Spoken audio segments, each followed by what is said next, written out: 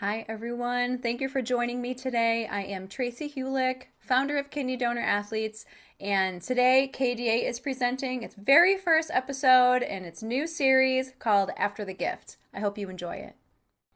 All right, Micah, thank you for joining me today. It's nice to meet you finally. It's so nice to meet you. Thanks for Great. having me.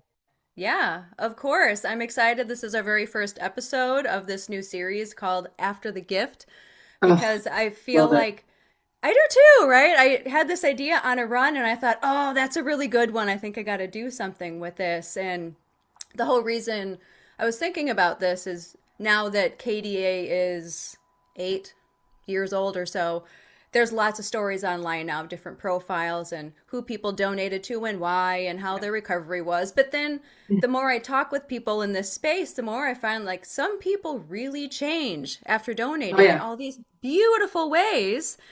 And your Q&A that was on the KDA website a few months ago, you spoke to that a lot. And so I figured there Yeah. probably would be quite a few people I could talk with about this. Yeah.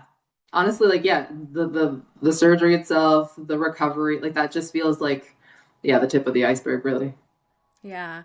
Well, to Yeah. give people that are listening a little bit of context, would you mind just doing kind of like a nutshell summary of the logistics, like why you donated, a bit about the process, and then we'll get into the good stuff? Yeah. I mean, I was always somebody that thought donating a kidney was a really cool thing to do. It's like just seemed very sci-fi and helpful and it's just aligned with things that I thought were fascinating. Um, as like let's say even a teenager, I was like, yeah, I would totally do that. Hopefully, maybe one day one of my siblings will need a kidney, and maybe not. Hopefully, but maybe. And then, but to my brain, it was always like, you need to know somebody to do it. You need to. So I was always kind of maybe not waiting for the opportunity, but maybe at the back of my mind, it was kind of this like sense of waiting, which now I know is so not necessary. Now that I've been part of the KDA community, I'm like, oh shoot, everyone's this like amazing altruistic, non-directed donor, and who knew that that's even a thing? So I waited, which maybe was perfect because it was good timing in my life and so on. And yeah, so there was my dad and my stepmom have these connections to family, and one of the kids is married to someone with sickle cell disease, and as a result, she has yeah, she's had kidney failure for whatever ever, and was on dialysis, and they combined have 7 children, and I was just thinking about Wow. how yeah absurd it is to just be dealing with health complications at all. Like my husband has type 1 diabetes, and sometimes I think about it like it's like such a full-time job. People don't, they overlook these things all the time, right? So, and then she has these kids and she's supposed to take, and she's working, and it just seems ridiculous to me. And then I heard that her husband tried to be the donor, but it wasn't work. That didn't work out either. And yeah, it was just something I kept hearing about at the dinner table once in a while. And then finally, I was like, oh wait, why don't I look into this? Like, I don't need to know this person. It doesn't have to be my brother. It doesn't have to be my dad that needs my kidney. And um, yeah, so I just started the process, and then there was just a lot of green lights, and it kept going. And then the more I got really excited about it, like day one, like as soon as I had a phone call with a nurse from the hospital, I was so stoked. I was like, I really hope this happens. I am. This seems so fun and exciting and adventurous. And yes, it's weird to think of it as fun because it's someone's like health and life, and I'm just trivializing it to this exciting adventure. But for me, it was this exciting adventure, and also helping somebody else with their health and health, like living a healthier life, and just seemed like hitting two birds with one stone, or yeah, feeding two birds with one stone. Let's do that. I don't Okay, like we'll go hurting with that. animals. Yeah.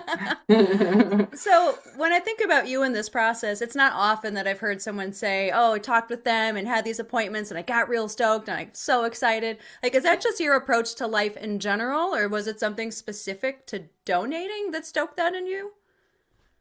A bit of column A and a bit of column B. Fair. Yeah, I tend to get pretty stoked about things that I have any feelings towards, like positive feelings towards. Um, I wouldn't say I'm excited about everything, but the things that I, yeah, like I give myself fully when there's something I'm committed or excited about for sure. But yeah, donation also also was really, yeah, it had something to do with, well, this is like it just, now that it's done, I don't think of it as this big deal. But at the time, I was like, this is a big deal. So it felt like a big thing to get really big and excited about, you know, like it was exciting. It's the donation, the concept of donating an organ to me was like wild and really, yeah, I can't stop saying sci-fi, and I still think of it as sci-fi and very cool. And to me, I was like, I want to participate in something like that. I want my organ living in someone else. Like, it just seems so cool. Yeah, it's pretty amazing. Like these robotic surgeries and everything, where that's super sci-fi. Like a robot goes in and Yeah, opens you up, and you like take it out, and it goes in yeah, another per. Maybe it flies on a plane and it gets there or whatever. But yeah. it's really amazing to think about. It's so cool. Like, yeah, and even like to the last minute, even when they were putting me to sleep, and you have to count down, you know, like when you're getting general anesthesia, and I was like, even just counting down, I was like, let's go. It's just like, this is exciting. There's so many people in this room. Everyone's paying attention to me. Just love it. Ugh, yeah, that's Yeah. an incredible feeling. There's nothing quite like that feeling right before you go under. Because I remember I was like, when I get really amped up and excited, like sometimes I kind of cry a little, Oh, because I'm yeah. a really feeling based person. And so, like, my Yeah. eyes just started to leak, and my surgeon, Dr. Foley, he stops, like, what's wrong? What's going on? I'm like, I don't really know. I think I'm excited. And so we talked. And then they're Yeah. wheeling me down the hall, and it's right before they take me into the OR. He looked at me and he goes, "Let's do this." And he does a fist Yes. bump to me right there. And they had Yes. music playing in the OR and Oh, everything. And I think it was Boston or Journey or something, I think. I'm like, "Can you turn it up louder?" And it was just cranked. And then, they go to put me under and I count back, and it was just this I magnificent moment. love that story. So that's so good that they were cranking music. Oh yeah. No, that was not the vibe, but if it, it could have fit into what was going on in my mind. Some good like music blaring, I'm sure it would have worked. Yeah. But yeah, no, I like wild stuff. So yeah, Interesting. I like that about you already, and I just met you. thanks. You too. Well, now that I just heard a few things about your life too, I'm like, all right, right. This is what kidney donor athletes are all about. It's pretty cool. I I think so. So how was Yeah. the post surgery? The maybe a couple nights in the hospital, going back home, getting back to working out. How was all that for you? Oh, it was a breeze. I think so they discharged me the next day, and that was the hardest thing, was me being, I wasn't ready to leave yet. I was like, I don't want to go home yet. Like, I just, because we were, my recipient and I were 2 rooms apart. We just met. It was beautiful. There was a lot of big feelings and emotions, and you talking about crying and not knowing what's going on. I'm just excited. I think there was kind of a bit of that going on too. Like, we're hanging out, and I need to be there for her, even though I can't do anything for her. I'm not like a doctor or a nurse or whatever, but I was like, just wanted to stick around a little bit longer, because I think there was also like a bit of a separation anxiety, maybe. I don't know. When I'd cried in front of my doctor, and I think I'd expressed how I felt a bit overwhelmed to leave already. So that was when they were like, "All right, stay as long as you need to stay. It's all good for us." It's like, you can. They weren't. I don't know what healthcare is like in different countries, but I didn't seem to be a burden. So they were like, "Yeah, yeah, stick around for as much as you need to." I stayed for one more night, and then the next day I went home. Things were good. I slept a lot. I napped a lot. Yeah, slept, napped. I snacked. I watched some fun shows. Like, it was just chilling hard, and and walking. I mean, I took that advice really seriously when they said, like, the more you walk, the sooner you walk, the quicker your recovery. So I mean, I was walking when they called my husband to say, like, you can come up now. She's awake. You can come up to the floor. This is her room number. He came up, and I wasn't even there because I was already doing like laps around the wing of the hospital, because I was just like, I'm gonna do this, take this advice seriously. So yeah, so I was doing my daily multiple times a day walks. And then I think it was after 2 weeks that I started to add a little skip to my walk, and then Then I started doing a little bit more, and then I started running, and then I started to become a runner, and that's when I started to run. That's when the running journey started.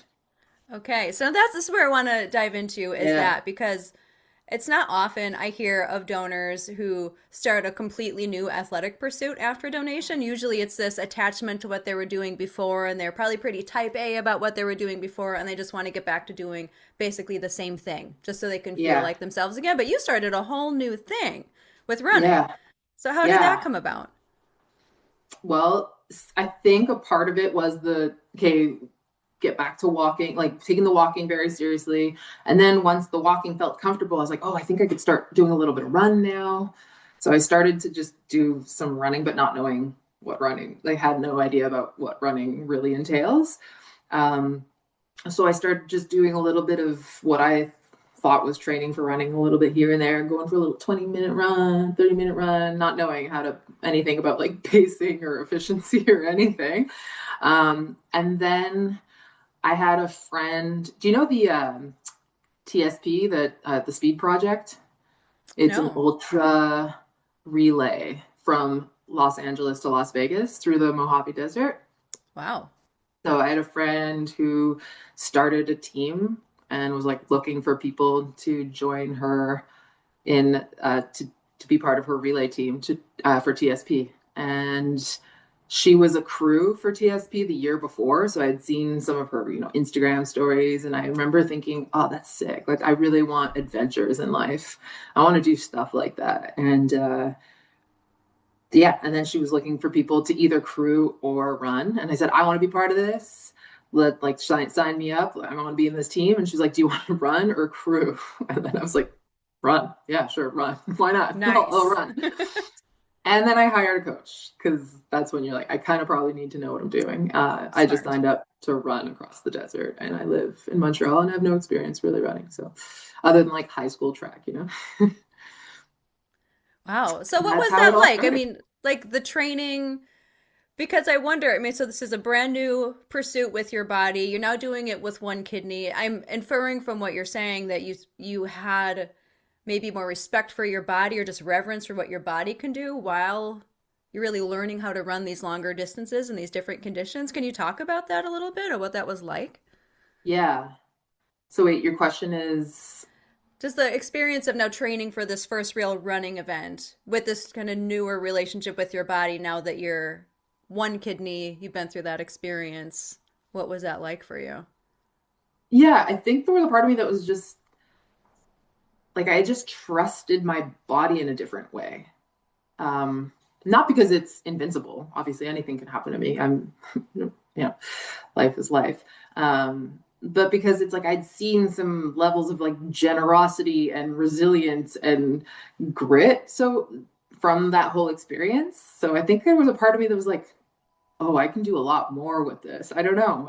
I think that's kind of how it boils down. You asked me to like reflect on this before, and I was thinking about that. It was like there was I don't know, it became less about this body being mine and more this body being like a relational thing. And whether it's my relationship to my body or my relationship to whatever activity I'm doing or my relationship to others, it just felt yeah. And there was a level of like there was a lot of curiosity, I think, out of it.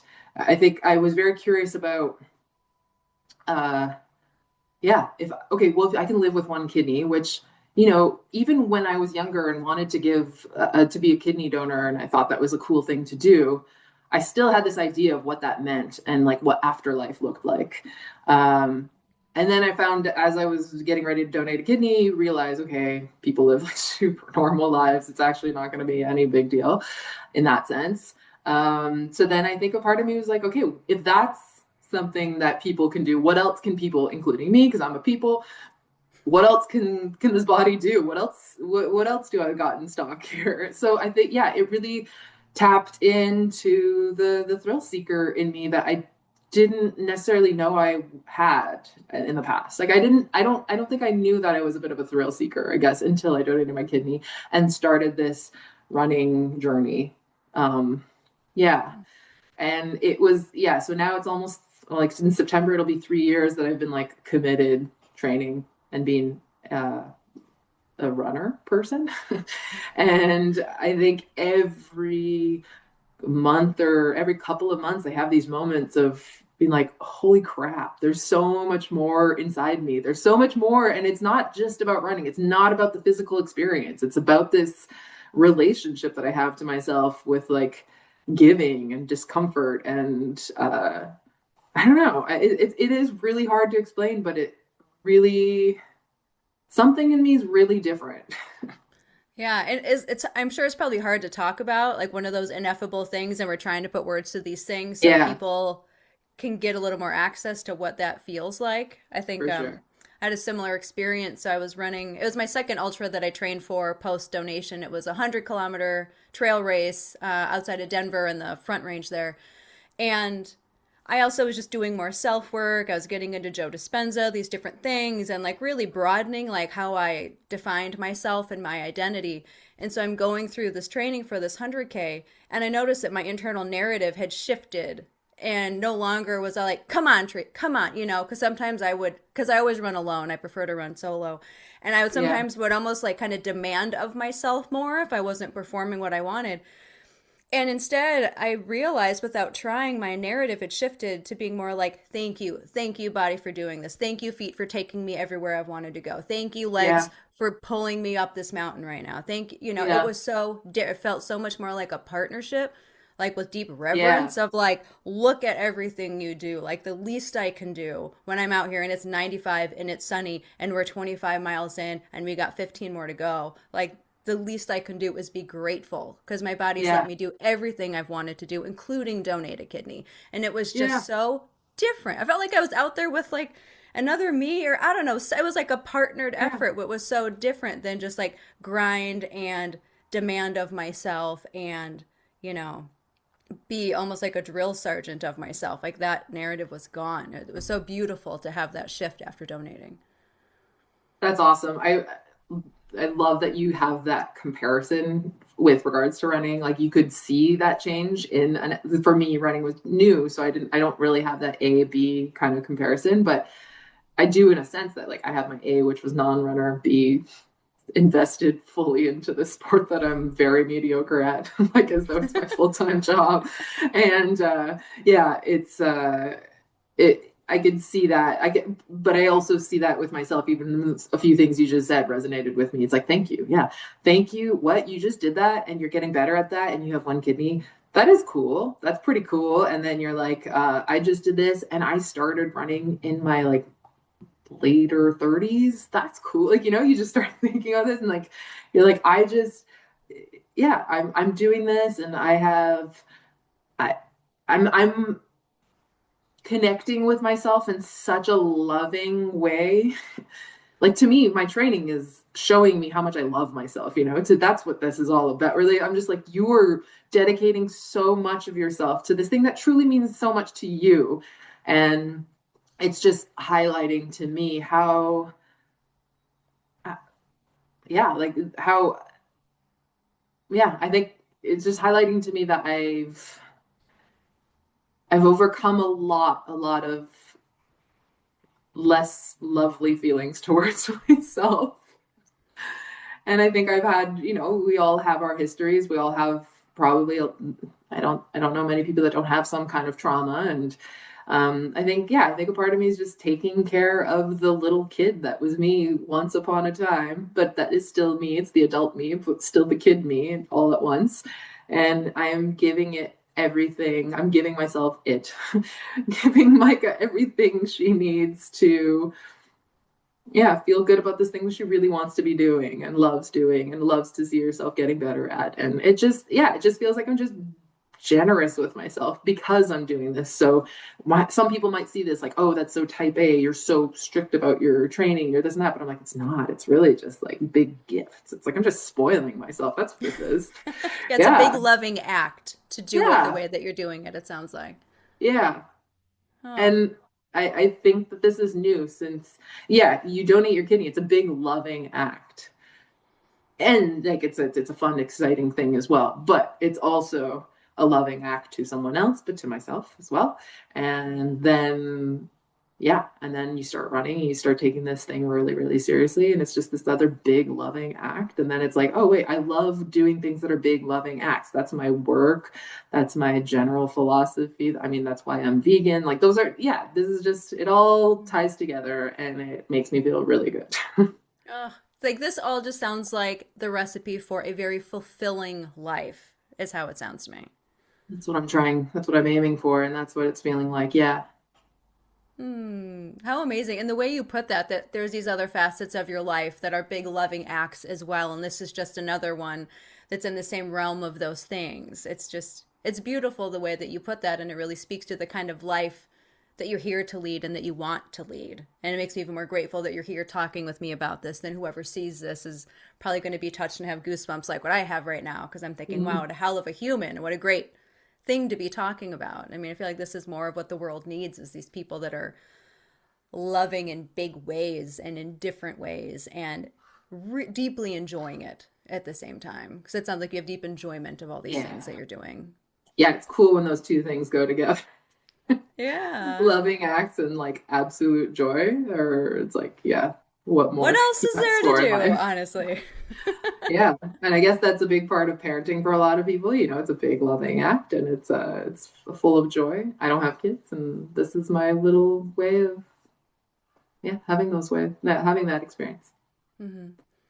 Yeah, and thinking back to the donation itself and the impact of that donation on your recipient, and then kind of thinking about those greater the ripple effects of that, because then everyone who knows your recipient was touched by it, everyone who knows you was touched by it, anyone who hears your story that you don't even know is touched by it. I mean, do you Mhm. ever sit and really think about that massive impact that we couldn't calculate if we tried, but we know it's so much bigger than us? Do you ever really sit and be with the magnitude of what that is? I'm pretty bad at that. I I sometimes like my recipient's husband is a lot more vocal. My recipient's a lot more how do we call it? Introverted, or she's yeah, I don't know, I don't want to like psychoanalyze her or anything, but she's not the one that's going to come and be like, oh my gosh, you have no idea how much you changed my life. You know, she's a lot more like, you know, softer, and we have our own little ways of connecting and showing gratitude to each other. It's really special. But her husband is this like loud and boisterous hilarious guy.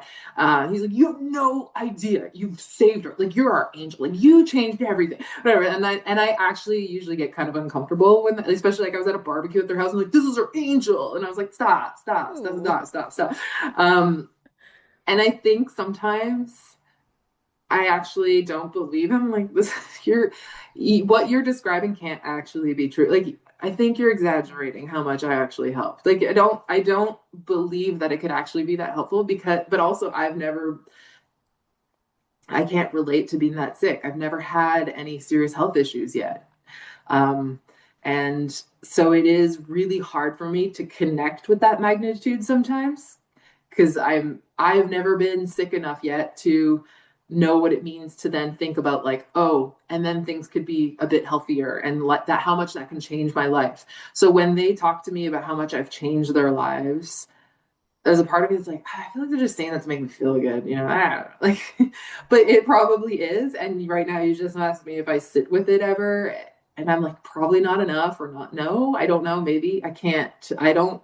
I don't think I don't think I realize the magnitude of it, I guess, or I'm not fully connected with it. Yeah. Well, it's hard because you don't get many opportunities to really not just hear it, but see it in action or feel Yeah, it. yeah. I'm Um, not close to her and that way, and yeah. Yeah. So it's this thing that, I don't know. I wish that there was more easier ways for us as donors to really just pause and really deeply feel the impact of it, of that which we don't see. Because I donated, it'll be my 9 year anniversary a little bit later this month, and I donated to a stranger. well, And then I started KDA about 1 year later, just over a year later. And when I started KDA, it was all in isolation. It was in my apartment in Denver, and I was doing it all online, and like none of it was really in person. And I never actually had a moment where I so deeply felt some aspect of the impact of all of this. And it was the first one kidney climb the KDA did. It was Kilimanjaro in 2022, and it was the morning of day 3. And there were 21 of us kidney donor climbers, and then there were three other people there to support from Embark Exploration Company that were there to help us. And then they had 108 local like guides, porters, cooks, all the all like Yeah. local Tanzanian people there. And on the morning of day 3, they typically do like a song and dance for everybody. And Kilimanjaro's in the background, and your tents are behind you, and you just had breakfast. It's beautiful. And so we get together, and we had pitched in enough to buy them all sun shirts that had the KDA logo, and then like I think NKR logo and some other things on it. But like this KDA logo on 108 local Tanzanian people, and they are all singing and dancing, and I just bawl like I Yeah. am ugly crying. I'm like, Yeah. holy like this decision from years ago, like to donate, and then KDA, and now this, and now all of these people have extra income and this experience with us, and like we're indirectly helping provide for them and their families. We're going to do this trek every other year, so it's ongoing income for these folks on the other side of the world. And they, as they sing and dance and act so lovingly with us, it's like to be able to trace that back to a single act, like it blew my mind. And like I was a mess, like I cried on and off all day, Yeah. all day. And like, and it wasn't Yeah. sad, but it was just this like, oh my goodness, like look at what This, we can do here. yeah. Yeah. Honestly, that just gave yeah, I mean, how many years after you donated did you have that experience? 5. 5. Okay. So I Mm-hmm. still have, I'm hoping to have an experience that where it really hits me. Um, and not just because I want to be like, look at what I've done, but just, yeah, there's beauty in recognizing your own impact. And that's also a powerful thing. And I think there is mm, a tendency to kind of shy away from recognizing your own impact sometimes. It's a protective mechanism, maybe. I'm not sure, but I see it in myself. I see it in all, like, even in my work. I'm like, oh, I'm not, no, it's not, I'm not, like, I have to give myself more credit sometimes. And, um, but yeah, just the idea of a bunch of, yeah, it just, yeah, it's really special. And I'm really hoping to experience something where I can spend more time sitting with the idea. I know that it's important to me, and I know that it's important to me to encourage others to, like, just, even as I say, like, just flirt with the idea of being a kidney donor. That's my goal. I'm considering even just getting it. I've noticed, like, I was on a doing a marathon, and somebody had a tattoo on the back of his leg that just said kidney donor. And I'm Nice. running past him, and it's on the back of his leg, and I'm like, oh, cool, no way, like, what's up? And we had a little conversation, and he said he just does that because he's just like, well, a lot of people see the back of my legs because they're always passing me because I'm a slow runner. And it's great. Maybe one person will see it and have a thought, and then that thought, who knows what that thought can be. And if it's not even the thought for that person, like, there is the trickle effect, right? Like, the more, the more we talk. Sometimes I think I'm being annoying when I talk about, I'm so, I'll share things. I'll just share my experience very openly, and with pride too. I'm very proud of myself. Like, there's a lot that I'm very vocal about when it comes to donating organs, being a living donor. Um, and it's just, yeah, maybe the person I'm talking to is not going to be like, I'm going to go and donate my kidney too, but they'll be at a dinner table one day and they're with their niece or something. And maybe they'll just like, yeah, I know someone from work who donated a kidney. And then that, there is the butterfly effect. Is that it? I don't even know what that is, but seems like the right term. Yeah, Yeah. yeah, it's like those are seeds that are planted all the time. Every Yeah. time you bring it up, or if you have a sticker on your car, or you're wearing a Yeah. shirt that has it, or whatever, and you just never know. I mean, someone can hear about donation. It might be 30 years later. Like I was 12 when I knew I was going to do it. I donated at 39. It Wow. simmered for that long, but Yeah. it was so worth it to hear about it in class in school that day, the first day of school when I was 12. These Yeah. things have a way Yeah. of sticking. Yeah. Yeah, I really hope I hope more and more people start donating kidneys, and that it just becomes like a thing that, like, because if you think about it, you don't know that. I mean, I maybe you do because you're part of the KDA world, but um if you think about it, like, I growing up, I didn't know any kidney donors, right? Or I didn't, not that I knew of. They weren't being vocal enough for me to know about it.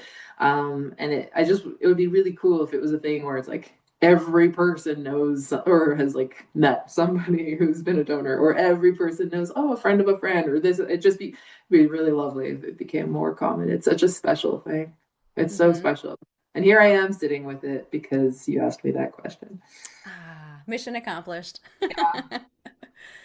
I know some people, after they donate, once they've gotten involved in advocacy or maybe in the KDA community or some other form of being connected with other living donors, they talk about like this new sense of belonging they have amongst that community. Is that, I know you don't really know many kidney donors in person, but you have interacted with some folks. Is that something that you're starting to feel or that you do feel is some belonging in that community?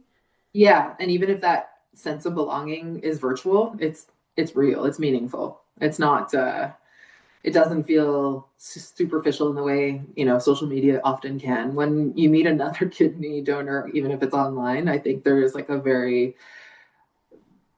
there's this innate kind of connection that, or innate, I don't know, intuitive connection that just sparked immediately. And I felt it even before I donated my kidney because I was on those forums asking questions. And I think I was even on a KDA forum, um, and asked a few questions just out of curiosity, and the support and love and just the availability, the generosity of people's responses. I was like, oh yeah, I'm around good people here. Like even if it's a virtual experience, and one day I think it'll be an in-person experience.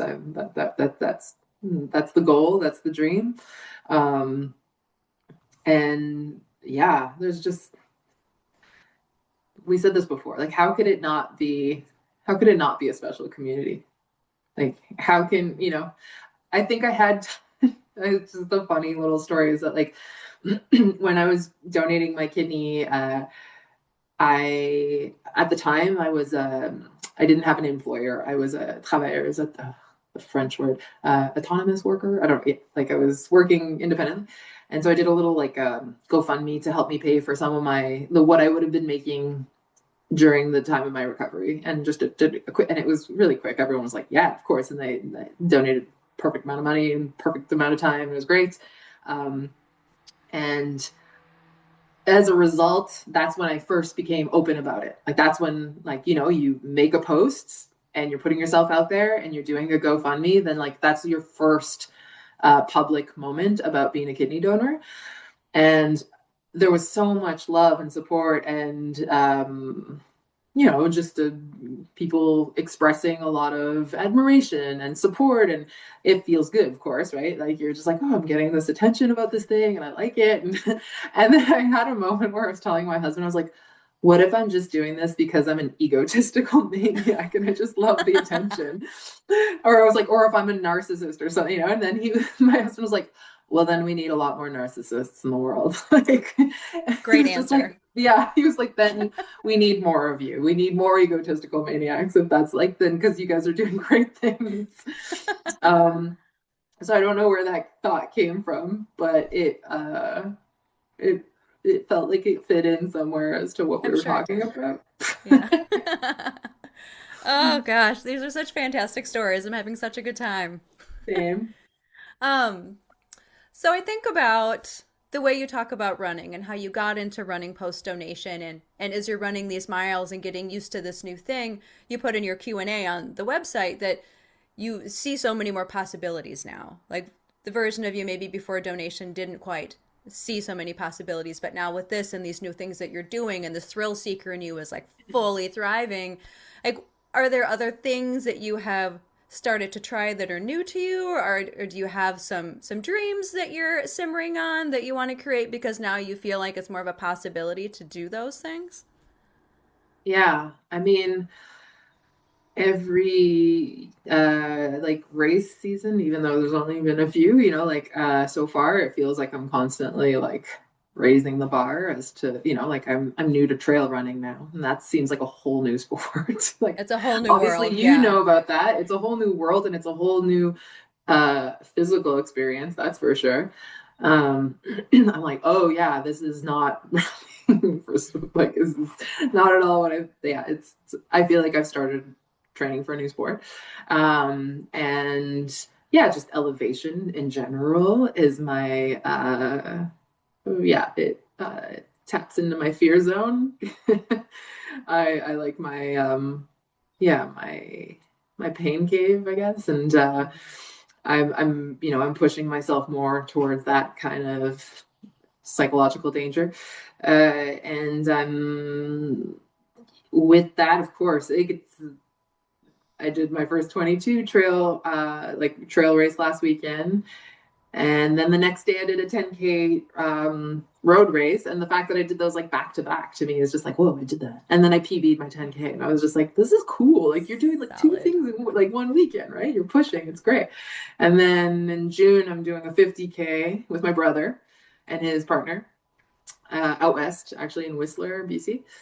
Nice. And yeah, yeah. And that yeah, it'll be my brother's had cancer and is in remission, and that's like another kind of special, I think, for him also. Maybe I don't know, maybe I'm projecting onto his experience, and he's like, no, that's not how I feel about it at all. But I can't imagine that wouldn't have some profound like spiritual impact, like or spiritual experience for him to be like pushing his body and reconnecting with his body in like this magical way on a race and 50K race. I don't know. It seems pretty good.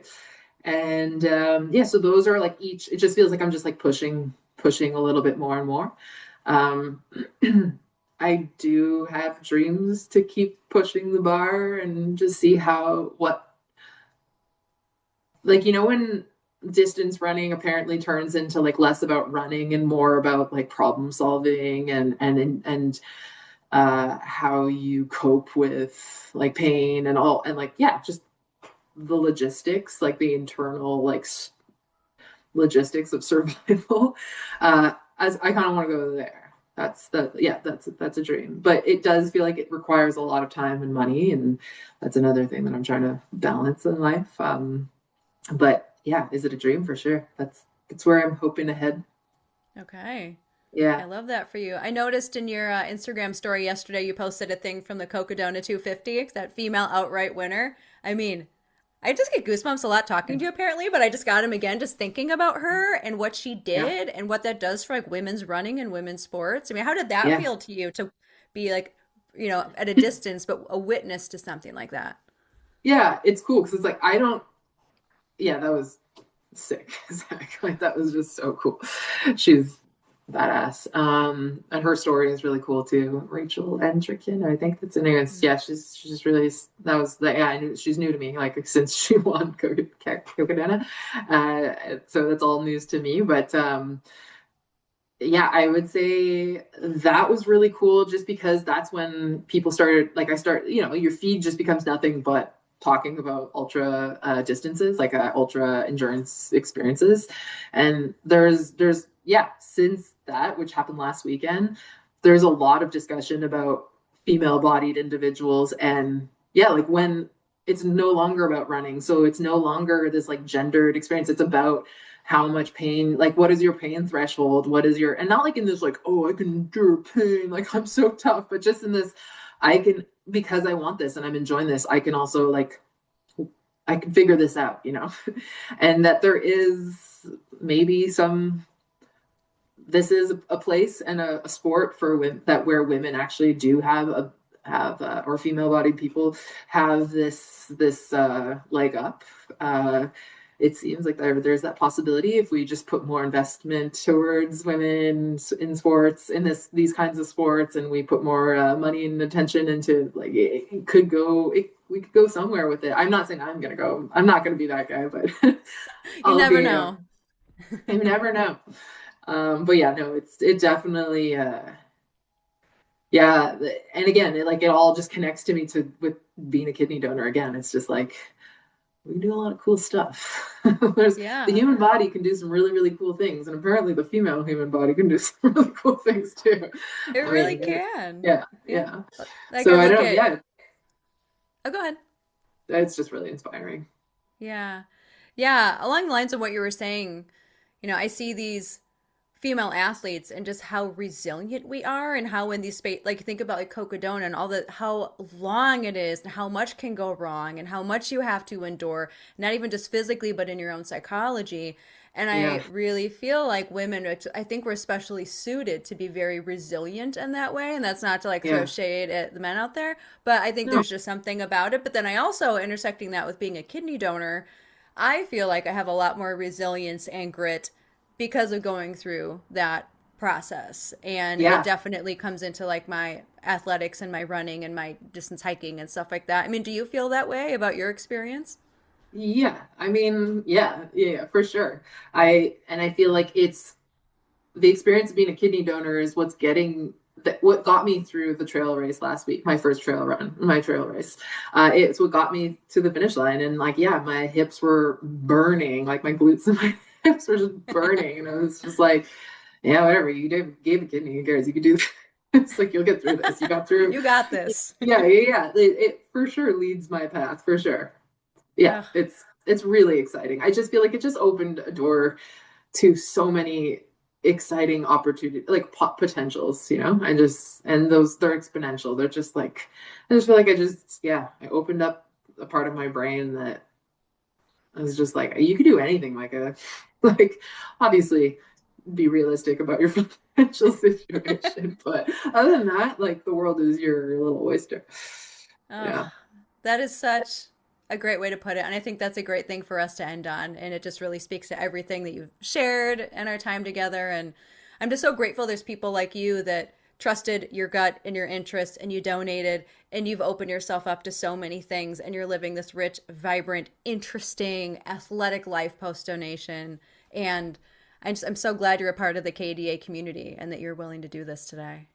I'm so glad that you've had me in this experience and as a member of the KDA. Like, I just thank you for all of you for being so, open arms with me, a stranger from north of the border and all that. And yeah, and thank you for, maybe not your specific story. I didn't know you before, but it was people like you that inspired me and made me want to be like, I want to be part of that group of cool people. Yeah, and I mean, we just talked a little bit before the recording of the interview, and already I know that you're a super inspiring person and you have some really awesome accomplishments under your belt that I'm gonna strive for in life. Awesome. Well, thank you. Thank you so much. It was great meeting you today.